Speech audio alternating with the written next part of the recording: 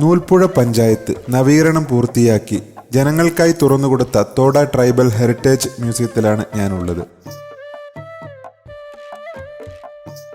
ഗോത്ര കർഷക ജനത പഴയ കാലങ്ങളിൽ ഉപയോഗിച്ചിരുന്നതും ഇവരുടെ ജീവിതവുമായി ബന്ധപ്പെട്ട് കിടക്കുന്നതുമായ പഴയകാല ഉപകരണങ്ങളാണ് മ്യൂസിയത്തിൽ പ്രദർശിപ്പിച്ചിട്ടുള്ളത്.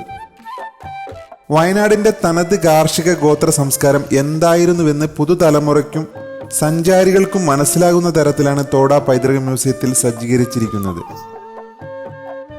കർഷക ജനതയും ഗോത്ര വിഭാഗങ്ങളും മുൻകാലങ്ങളിൽ അവരുടെ ജീവിതവുമായി ചേർത്ത് നിർത്തിയിരുന്നതും നിലവിൽ ഉപയോഗിക്കാത്തതും കാണാൻ സാധിക്കാത്തതുമായ 200-ലധികം പ്രദർശന വസ്തുക്കളാണ് പേര് സഹിതം ഇവിടെ ഡിസ്പ്ലേ ചെയ്തിട്ടുള്ളത്. മ്യൂസിയത്തിലേക്കുള്ള പ്രവേശന ഫീസ് മുതിർന്നവർക്ക് 30 രൂപയും കുട്ടികൾക്ക് 10 രൂപയുമാണ്.